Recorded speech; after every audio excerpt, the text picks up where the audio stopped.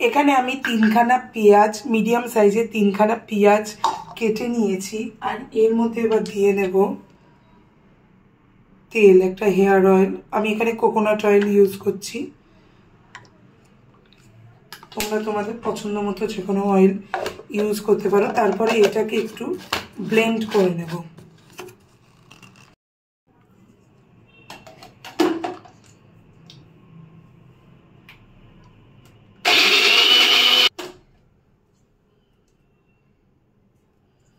দেখেছো কত সুন্দর পেস্টটা হয়েছে। এখানে আমি একটা প্যান বসিয়ে দিয়েছি। এবার যেটা করব সেটা হচ্ছে এই পেস্টটাকে আমি এখানে দিয়ে দেব।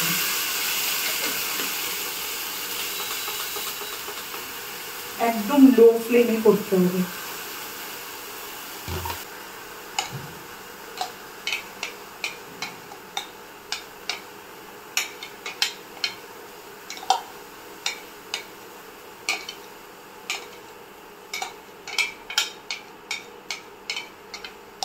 মানে হেয়ার অয়েল এবার যতটা লাগবে সেই অনুযায়ী।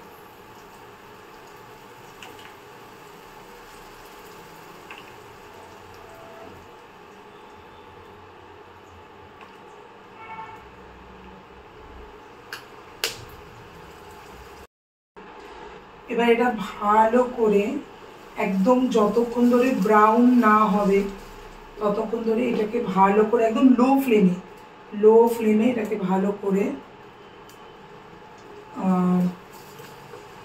কি বলবো, এটাকে গরম করতে লাগবে।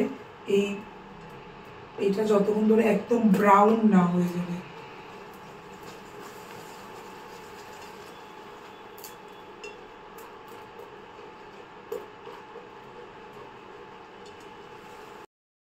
ঠিক এই রকম কালার হবে।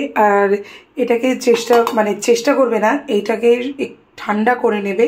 তারপরে এরকম একটা কোনো গ্লাস জারের মধ্যে ছেঁকে নেবে। ঠিক দেখো কালারটা মানে একদম ব্রাউন কালার হয়েছে। এরপরে আমি এইখানে একটা কোনো সুতির রুমাল বা এরকম কাপড় টাইপের কিছু লাগিয়ে এই তেলটাকে ছেঁকে নেবো। আর এটা একদম ঠান্ডা হয়ে গেছে।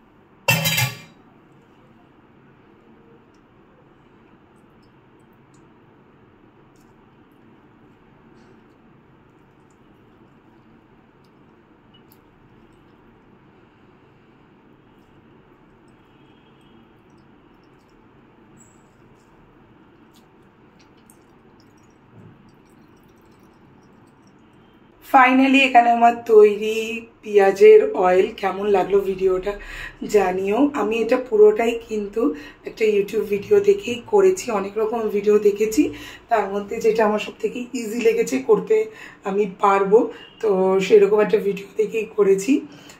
তোমাদের কেমন লাগলো? আর অনিয়ন অয়েলটাও তো ভীষণ এফেক্টিভ চুলের জন্য, সেটা আমরা সবাই জানি।